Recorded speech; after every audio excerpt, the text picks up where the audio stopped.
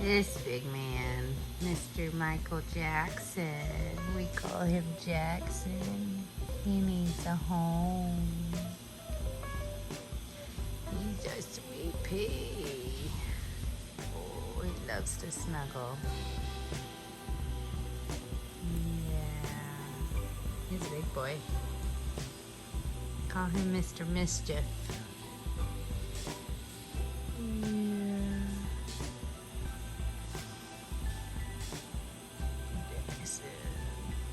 Coolest therapy cat around. We get a lot of geese going by here. Usually you get a full baby. That was only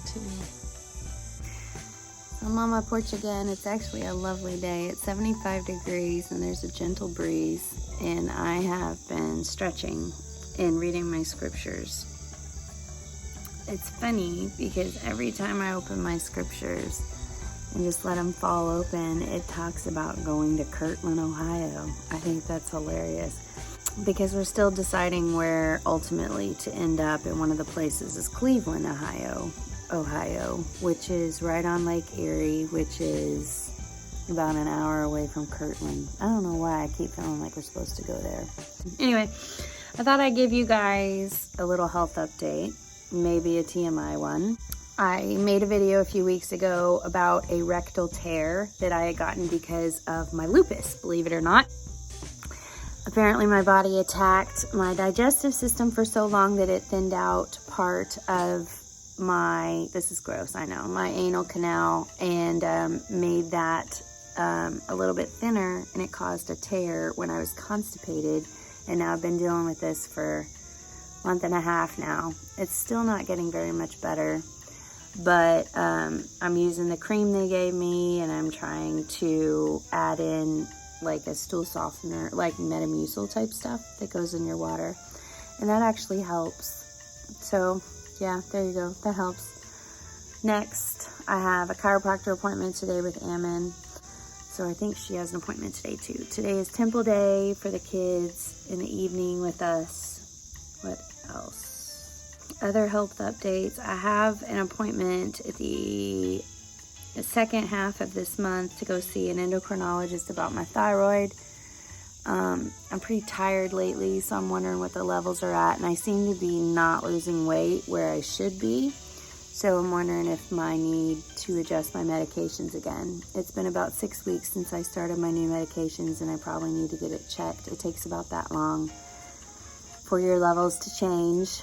I have a gynecology appointment around the same time as endocrinologist, a mammogram around the same time.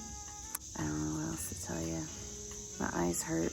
I'm still getting used to this whole situation with contacts, and it hurts. It makes me dizzy and nauseous, and I feel like I'm gonna throw up sometimes.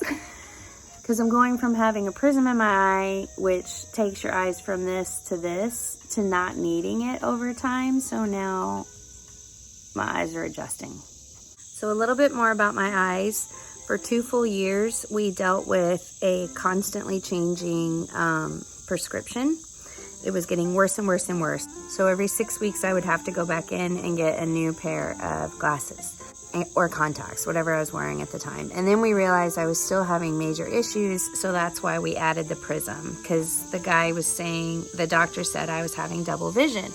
Well, I just recently went back because my eyes have kind of stabilized. We've been able to go about 6 months in between prescriptions.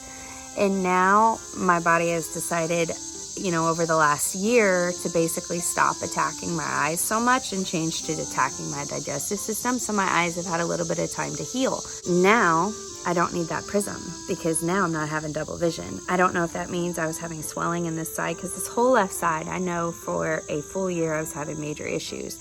We tried to do a couple MRIs that I failed at because I would just freak out, because those are trippy when it's your head. So that's why I have the contacts again, and I will probably switch to my glasses once they get here because this is screwing with my eyes. I also have astigmatism, which means that your eyes are shaped like a football. Instead of being perfectly round, they're more like this. So they have to put a certain thing in there to fix your astigmatism. And they also said this last time at the eye doctor that my astigmatism looks a little bit better. My prescription's a little bit worse. It's -5 in both eyes, but my stigmatism looks a little bit better. And it's funny because when you're dealing with lupus and you have one doctor write notes about something and then the next doctor sees you, they literally ask me, did you have surgery on your eyes? Did you have LASIK or something? And I'm like, no. They're like, are you sure? And I say, I think I would know. And it ends up being that my eyes are just done being attacked at that time and have had time to heal. Lupus is crazy. I've ordered some new glasses, but they're not here yet. I keep praying that they'll get here so I don't have to wear these contacts anymore. Not quite sure what else I was going to tell you guys. I remember we got a message yesterday afternoon that the high school kids are not going to school for a week. Just the high school. Because apparently there is so much COVID and there's not enough teachers to teach. And they gave us numbers, but I don't remember what they are. So they have kept all of the other kids in school because the other schools aren't the problem, it's the high school. Mason's home all week.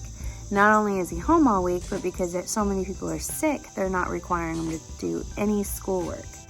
And he's going to go with Daddy later to the storage unit and move things around because he's stronger than me. I got to find the box of books that I packed that we weren't supposed to take to the storage unit. I have one box of books that is going with us. I don't know where it is. I labeled them, so I should be able to find them. Let's see, I have taken the bed apart with Brandon yesterday, and I'm trying to get the shelvings organized for the trip, figuring out what we need, what we don't need. So we're coming along.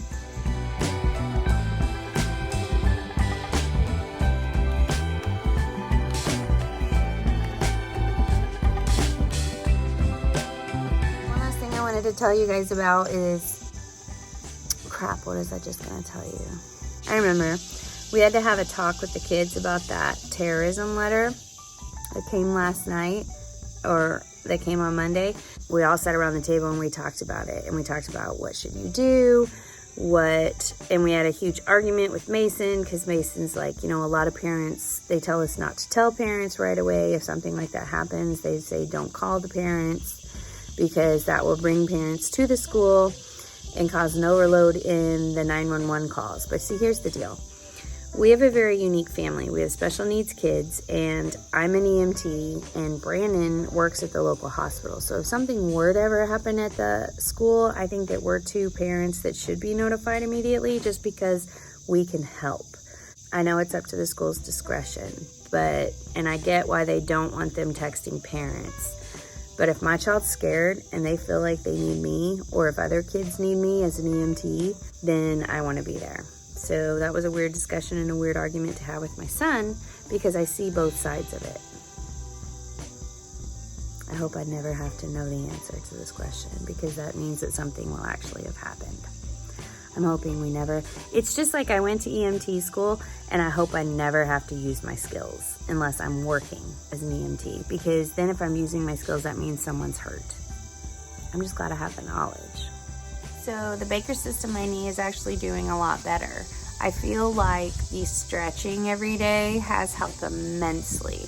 Still feel it, but I feel like it's shrunk, smaller, and that the stretching is really helping my ligaments pulling the right way and strengthening the right way to keep my knee in place. Because I tried a couple of different knee braces and none of them were working. I just really struggle with wearing knee braces, any kind of braces. So I thought really quickly I'd show you a couple of my scars and just explain where they came from, just to make this video a little bit more interesting.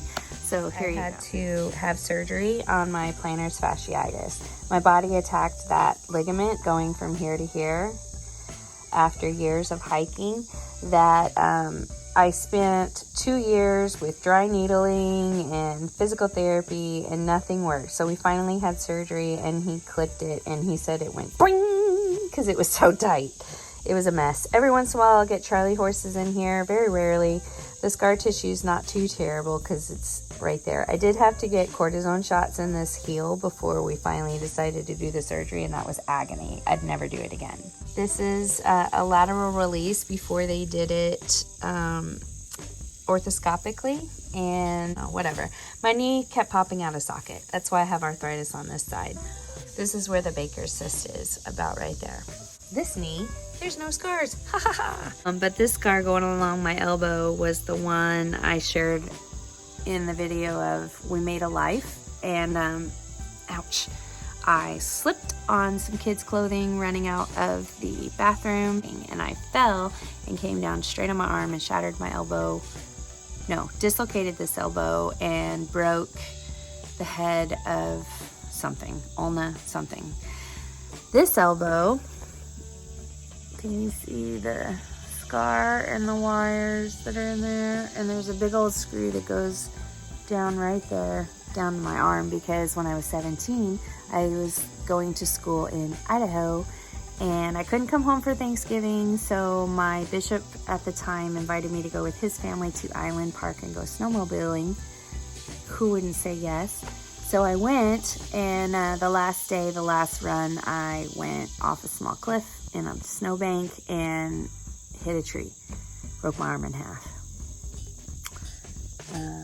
That's all my scars right now.